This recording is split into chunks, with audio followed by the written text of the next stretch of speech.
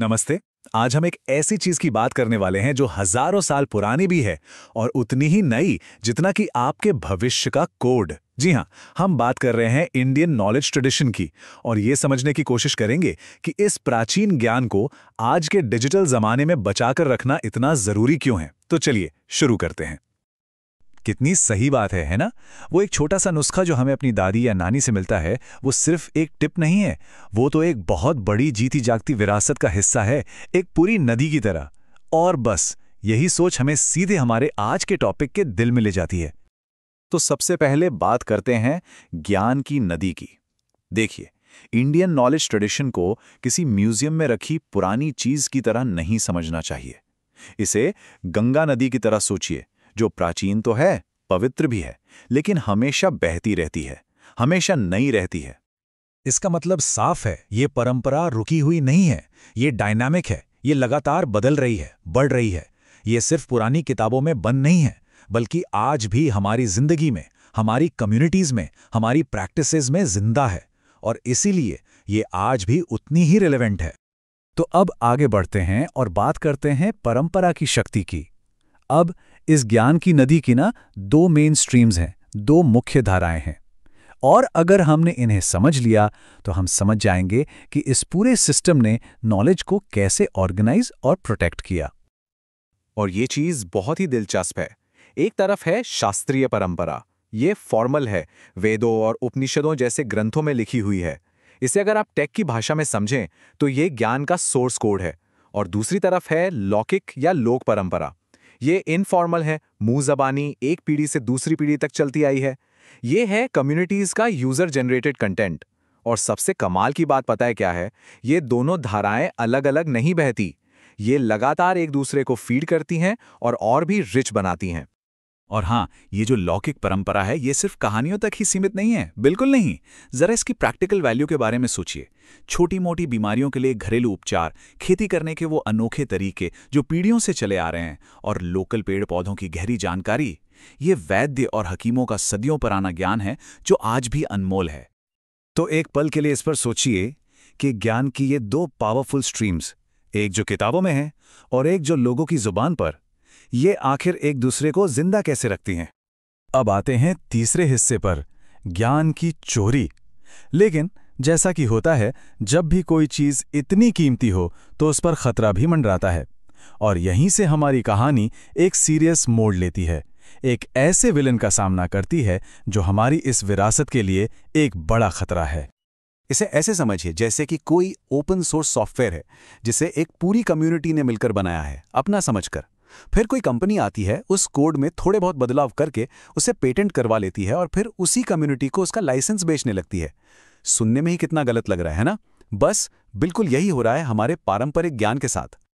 इसी प्रोसेस को कहते हैं बायोपायरेसी। सीधे शब्दों में कहें तो ये किसी कम्युनिटी के हजारों साल के ज्ञान और अनुभव की इंटेलेक्चुअल चोरी है। समझ लीजिए कि ये हमारी कहानी का विलन है। और ये होता कैसे है? इसका एक पूरा सिस्टमैटिक तरीका है। पहले वो हमारे लोकल कम्युनिटी से कीमती ज्ञान इकट्ठा करते हैं, जैसे हल्दी के फायदे या नीम के औषधीय गुण। फिर उस ज्ञान को अपने देश में पेटेंट करवा लेते हैं, ये दावा करते हुए कि ये उनकी नई खोज है। और आखिर में उसी ज्ञान से एक महंगा प्रोडक्ट बनाकर मार्केट में उतार देते हैं। और वो कम्युनिटी जिसने सदियों तक इस ज्ञान को बचाकर रखा, उसे कुछ नहीं मिलता। ये तो सरासर अन्याय है। तो ये एक बहुत गंभीर सवाल है। अगर हमारा ज्ञान इतना खुला है तो हम अपनी इस पुरानी इंटेलेक्चुअल प्रॉपर्टी को बचाने के लिए एक फायरवॉल कैसे बना सकते हैं? अच्छी खबर यह है कि इसका जवाब है, और वो हमारे कानून में मौजूद है।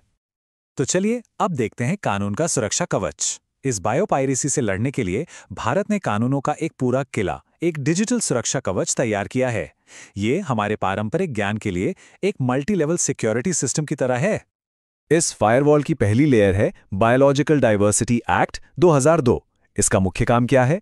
ये पक्का करना कि हमारे नेचुरल रिसोर्सेज, पेड़ पौधे, जानवर सुरक्षित रहें, और अगर कोई इनका कमर्शियल इस्तेमाल करता है तो उससे होने वाला फायदा लोकल कम्युनिटीज के साथ भी बराबर शेयर किया जाए। दूसरी लेयर हमारे किसानों को प्रोटेक्ट करती है।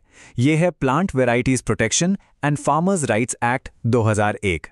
ये कानून ये मानता है कि हमारे किसानों ने सदियों से बीजों को बचाया है, उन्हें बेहतर बनाया है, तो ये उनके इस ज्ञान और मेहनत को कानूनी सुरक्षा देता है।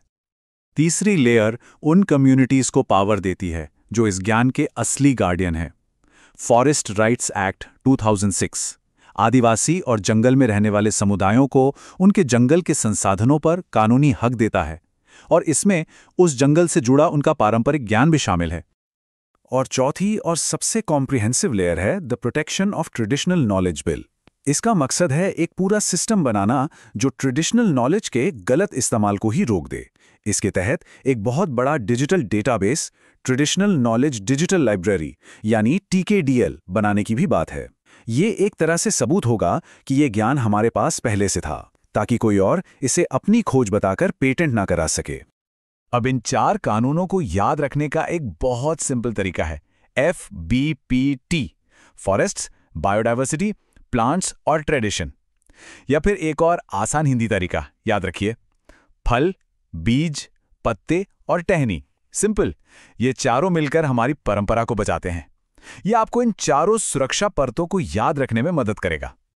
तो आखिर में इन चारों अलग अलग कानूनों को जोड़ने वाला एक यूनिफाइड लक्ष्य क्या है?